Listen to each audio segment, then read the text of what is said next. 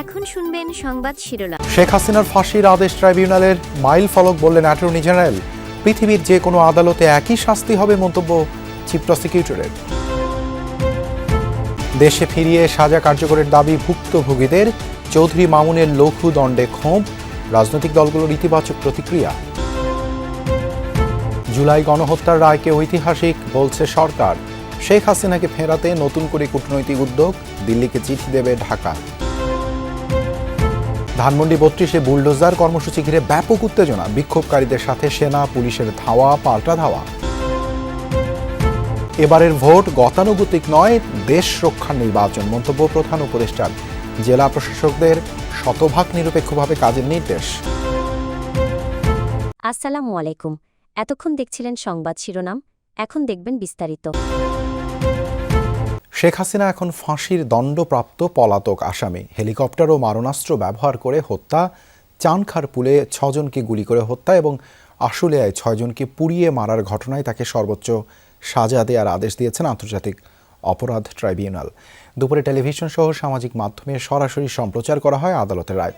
একই অপরাধে আসাদুজ্জামান খান কামালকেও মৃত্যুদণ্ডের আদেশ দেওয়া হয়।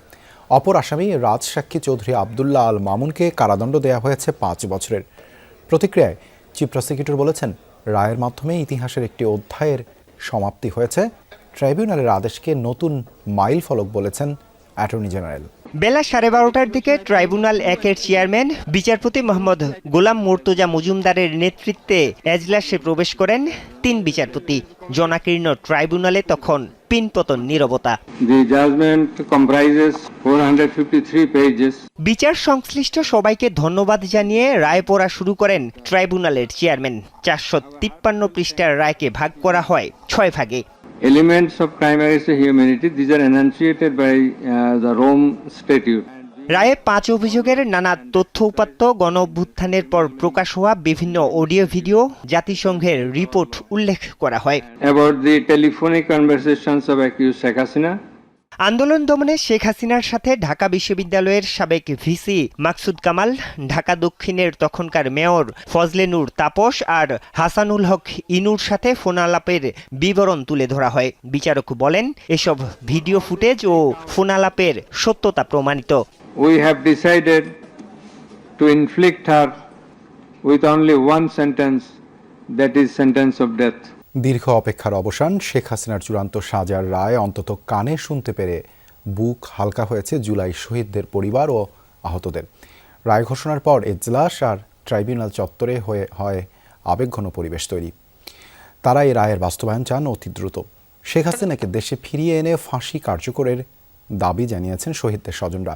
তবে রাজসাক্ষী চৌধুরী আবদুল্লাহ আল মামুনের লঘু দণ্ডে ক্ষোভ জানিয়েছেন তারা। We have decided to inflict her with only one sentence, that is sentence of death. এই চোখের পানি জমা ছিল 14টি মাস। বুকে জমা পাথর যেন কিছুটা হালকা হলো এই রায়ে, শেখ হাসিনার ফাঁসির আদেশ শুনে। জুলাইয়ে আহত এবং শহীদ পরিবার ছাড়াও এজলাসে চোখ ভিজে ওঠে অনেকের।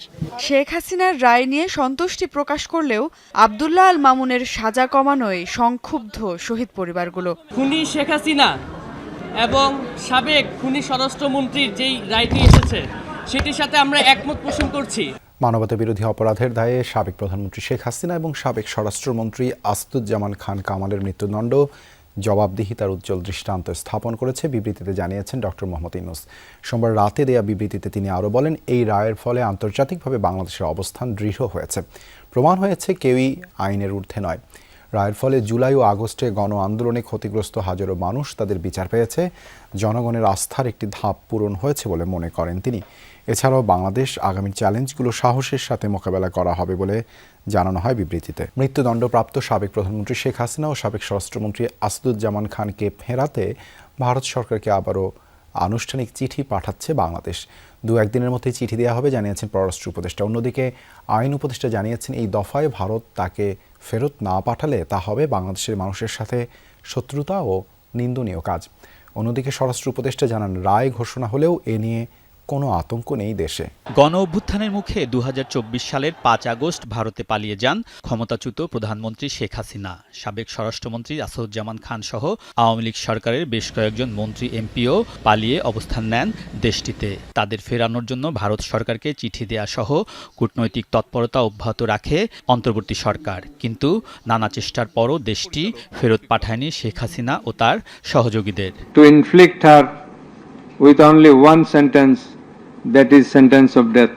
মানবতাবিরোধী অপরাধের অভিযোগে মৃত্যুদণ্ডের রায় হয়েছে শেখ হাসিনার। ফাঁসির রায় হয়েছে সাবেক স্বরাষ্ট্রমন্ত্রী আসাদুজ্জামান খানের। পররাষ্ট্র মন্ত্রণালয় বলছে, শেখ হাসিনা ও আসাদুজ্জামান খান দণ্ডপ্রাপ্ত আসামি। বিদ্যমান প্রত্যর্পণ চুক্তি অনুযায়ী এখন তাদের ফিরিয়ে দেয়া ভারতের কর্তব্য। তাকে ফেরত আনতে হবে, যেহেতু শাস্তি দিয়েছে কোর্ট, এবং সেজন্য আমরা ভারতকে অফিসিয়ালি জানাবো। দুইজনকে শাস্তি দেওয়া হয়েছে, আমি যখন তাদেরকে ফেরত যাবো, তাদের দুজনকে আমার ফেরত চাইতে হবে। আমার যে কলিগ যাচ্ছেন তার যে এজেন্ডা, তার মধ্যে আমি হস্তক্ষেপ করতে চাই না। মানবতা বিরোধী অপরাধের দোষী সাব্যস্ত বাংলাদেশের সাবেক প্রধানমন্ত্রী শেখ হাসিনাকে মৃত্যুদণ্ডের যে রায় দিয়েছে আন্তর্জাতিক অপরাধ ট্রাইব্যুনাল, সেটি লক্ষ্য রেখেছে ভারত। ভারতের পররাষ্ট্র মন্ত্রণালয় আজ এক বিবৃতিতে জানায়, ঘনিষ্ঠ প্রতিবেশী হিসেবে বাংলাদেশি জনগণের শান্তি, গণতন্ত্র, অন্তর্ভুক্তি এবং স্থিতিশীলতার স্বার্থে ভারত প্রতিশ্রুতিবদ্ধ। বিবৃতিতে আরও বলা হয়, বাংলাদেশে স্থিতিশীলতা নিশ্চিত করার লক্ষ্য নিয়ে দেশটির সব অংশীজনের সঙ্গে গঠনমূলকভাবে কাজ করার ধারাবাহিকতা বজায় রাখবে ভারত। রাজধানীর ধানমন্ডি 32 নম্বরে আইন শৃঙ্খলা বাহিনীর সাথে শিক্ষার্থী জনতার ধাওয়া পাল্টা ধাওয়ার পর ধানমন্ডি 32 নম্বরে বঙ্গবন্ধুর বাড়ি ধুলোয় মিশিয়ে খেলার মাঠ বানাতে ছাত্র জনতার বুলডোজার কর্মসূচি নিয়ে উত্তেজনা চলেছে দিনভর। এক্সকাভেটর নিয়ে ভেতরে প্রবেশের চেষ্টা করলে লাঠিপেটা করেন আইন শৃঙ্খলা বাহিনী। কর্মসূচিতে আসা শিক্ষার্থী জনতার উপর কয়েক দফা সাউন্ড গ্রেনেড ও টিয়ারশেল নিক্ষেপের ঘটনাও ঘটে। ধাওয়া পাল্টা ধাওয়ার ঘটনায় পুলিশ সদস্য সহ আহত হন বেশ কয়েকজন বিক্ষোভকারীও। গণ অভ্যুত্থানের পর ভেঙে ফেলা বঙ্গবন্ধু শেখ মুজিবুর রহমানের বাড়িটি ফের ভাঙ্গার ঘোষণায় সোমবার সকাল থেকে ধানমন্ডি 32 নম্বর ঘিরে আইনশৃঙ্খলা বাহিনীর ব্যাপক তৎপরতা। পাশাপাশি দুটি ভবন যেন কঙ্কাল হয়ে দাঁড়িয়ে আছে। সেখানেই খেলার মাঠ বানাতে বুলডোজার কর্মসূচি দেয় ঢাকা কলেজের শিক্ষার্থীরা। দুপুর 12টার দিকে দুটি এক্সাভেটর নিয়ে 32 নম্বর সড়কের সামনে আসে শিক্ষার্থী জনতা। তাতে যোগ দেয় আশেপাশের বিভিন্ন প্রতিষ্ঠানের শিক্ষার্থীরাও। শেখ হাসিনা কোনো আস্থা নাই দেখ, এ বাংলাদেশে রাখতে দেব না, আমরা 32 ঘুরিয়ে দিব। তারা ককটেল বিস্ফোরণ ছাড়া দেশের ভিতরে বিভিন্ন বিশৃঙ্খলা সৃষ্টি করতেছে। আজকে তাদের এই আস্থানা একবার নিশ্চিহ্ন করে দেওয়ার জন্য আমরা এখানে আসছি। আমরা তাদের বাসভবন পুরাই দিব বুলডোজার দিয়ে।